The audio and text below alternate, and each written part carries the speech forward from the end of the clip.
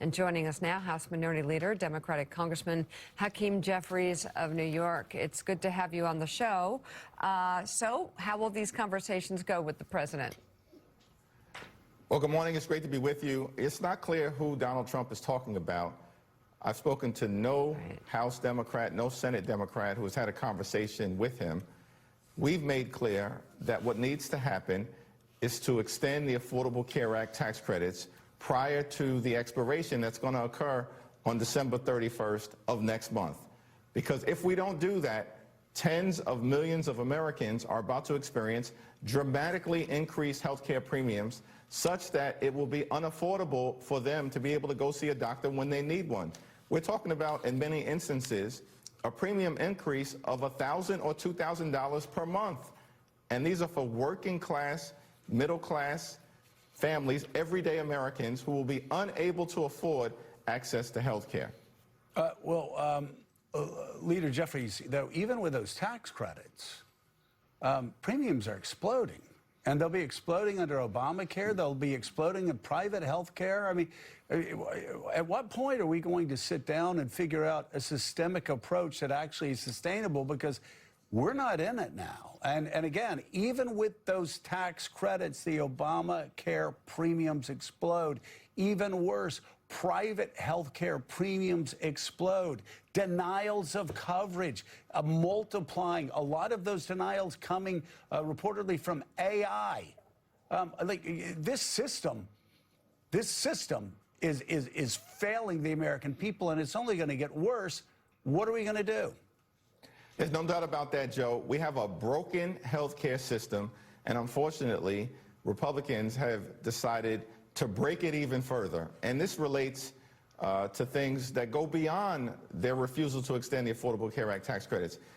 In this year alone, what we've seen is Republicans enact the largest cut to Medicaid in American history. 14 million people are being denied their coverage as a result of the fact that they've passed this one big ugly bill. We see hospitals and nursing homes and community-based health centers closing all across the country. In this appropriations process that we're in right now, Republicans are trying to enact a $1.7 billion cut to the Centers for Disease Control. That will be the largest cut to the CDC in American history. And at the same time, they want to enact a historic cut to the National Institutes of Health. So this has been an all-out assault on the health care of the American people. And the system was already broken because of some of the dynamics that you've referenced. And so, yes, we've said we want to sit down and find a bipartisan path forward to actually address the Republican health care crisis and create a system that enables everyday Americans to be able to go see a doctor when they need one. This is the wealthiest country in the history of the world. That's the least that should be expected in the context of people confronting serious medical illnesses. Leader Jeffries, good morning. As you know well, it's not just Democrats sounding the alarm about the expiration of these ACA subsidies. It's Republicans, Marjorie Taylor Greene chief among them, putting pressure on the White House and the Congress to preserve these. So now there's this bipartisan legislation from your colleague Tom Suozzi, the Democrat, and Don Bacon, Republican from Nebraska, to get this taken care of, to extend these subsidies before the end of the year.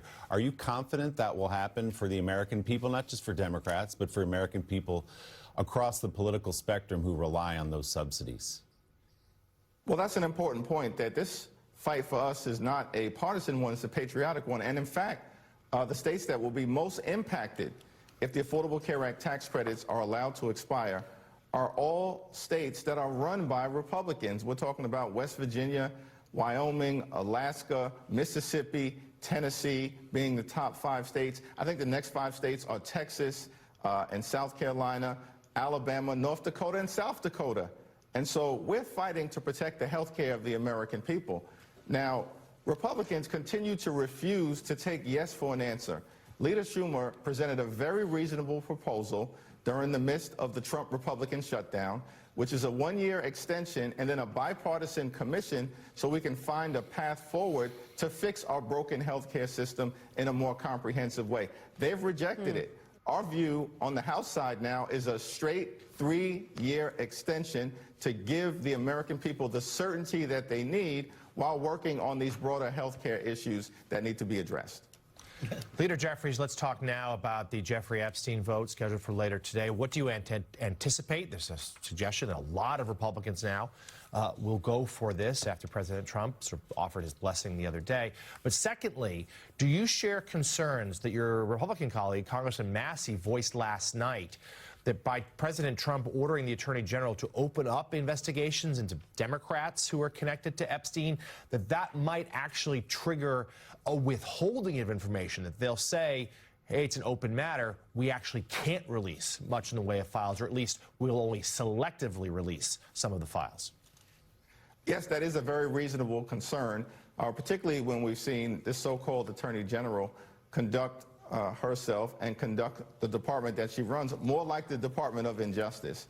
And so there's no reason to believe that they're going to behave in any kind of independent fashion, particularly now that Donald Trump has once again charged the Department of Justice with weaponizing the federal government against people he perceives to be his political adversaries.